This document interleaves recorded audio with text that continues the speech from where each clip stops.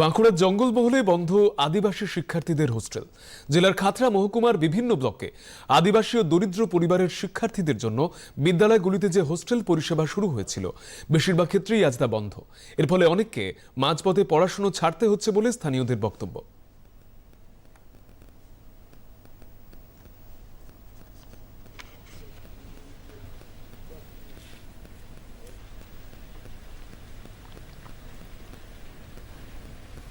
হোস্টেলটা চালু হলেই তো ভালো হয়, তার কারণ এখানে আদিবাসী অধ্যুষিত এলাকার ছেলে মেয়েরা পঠন পাঠনের সুবিধা হবে তাদের থেকে। অনেকে তো দিন আনে দিন খায়, হ্যান্ড টু মাউথ টু।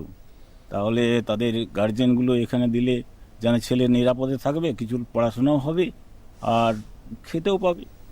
তাহলে তারা বাড়ির কাজে অন্যান্য যেসব কাজ করে লেবারের কাজ, সে কাজে যেতে পারবে।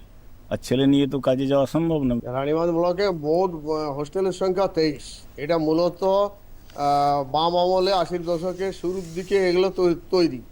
এগুলোর মধ্যে এখন আপাতত 16টা আমরা দেখতে পাচ্ছি টোটালি বন্ধ, টোটালি। এবং দুঃখের বিষয় যে এর মধ্যে একবারে প্রিমিটিভ ট্রাইব শবরদের জন্য হোস্টেল ছিল, দুটো শবরদের জন্য হোস্টেল ছিল। ধানাড়ায় একটা শবরদের হোস্টেল, বেডলাতে একটা শবরদের হোস্টেল ছিল।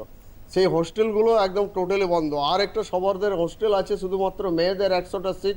রানীবাঁধের বালাখাড়ে যে সে একটা শবরদের হোস্টেল আছে, সেই শবরদের হোস্টেলে এখন সবার মেয়ে নাই, অন্য কমিউনিটির মেয়েদেরকে দিয়ে সেখানে ভর্তি করে রাখা হয়েছে। এটা দুর্ভাগ্যের বিষয় যে যাদের জন্য তৈরি তারা আর নেই। শিক্ষক মলয় মর্দনিয়া মনে করেন, দরিদ্র পরিবারের ছেলে মেয়েদের পড়াশোনার অধিকারটুকুও প্রশাসনিক গাফিলতির কারণে ভুলুণ্ঠিত। প্রান্তিক এলাকার যে তপশিলি জাতি উপজাতি পিছিয়ে পড়া ছেলেমেয়েরা, তাদের পড়াশোনার যে একটা অধিকার প্রতিষ্ঠিত হয়েছিল আগে, সেই অধিকারটাই কেড়ে নিতে চাইছে রাজ্য সরকার। এটা হচ্ছে মূল কারণ। এবার একটা টেকনিক্যাল প্রবলেম কিছু আছে, যেমন ডাইরেক্ট টাকা পয়সা ঢুকে যাচ্ছে ছেলেদের কাছ থেকে, আদায়ের ব্যাপার আছে, এগুলো আছে। কিন্তু এগুলো খুব বড় সমস্যা বলে আমরা মনে করি না। ইচ্ছে করলে চালানো যায়, কিন্তু রাজ্য সরকারের একটা উপেক্ষা বলতে পারেন। ছেলেমেয়েদের অধিকার তারা দিতে চাইছে না, যাতে এই এলাকার ছেলেমেয়েরা, প্রান্তিক ছেলেমেয়েরা যাদের বাড়িতে খাওয়া পড়ার মানে ঠিকমতো ব্যবস্থা নেই, তারা এই হোস্টেলে থেকে একদম প্রাথমিক শিক্ষা থেকে শুরু করে মাধ্যমিক উচ্চ মাধ্যমিক শিক্ষাটা গ্রহণ করবে, এই জায়গাটা বোধহয় সরকার চাইছে না। এটাই হচ্ছে মূল বিষয়। শিক্ষা দপ্তরের দাবি, এই হোস্টেলগুলি আবার চালু করার উদ্যোগ নেওয়া হয়েছে। এ সম্পর্কে জানিয়েছেন বাঁকুড়ার ডিআই অফ স্কুলস পীযূষ কান্তি বেরা। হোস্টেলগুলো বিগত 2 বছর আগে যেগুলো বন্ধ ছিল, এই বছর আমরা প্রায় 15 থেকে 20টি হোস্টেল নতুন করে চালু করেছি। এবং এইটা নিয়ে আমাদের শিক্ষক মহলে এক সময় যখন হোস্টেলের নিয়ম পরিবর্তন হয়, তখন হোস্টেলগুলো বন্ধ হচ্ছিল।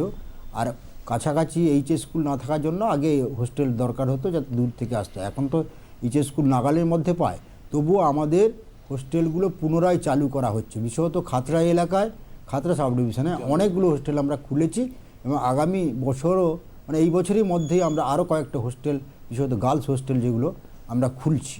তার জন্য প্রাথমিক যে সমীক্ষা করা আমাদের অফিস থেকে, সেগুলো হয়ে যাচ্ছে। বিডিও সাহেব, আমাদের সর্বশিক্ষা মিশনের তরফ থেকে এনকোয়ারি চলছে। আমি হোপফুল খুব যে বাঁকুড়া জেলায় আরও হোস্টেল খুলে যাবে।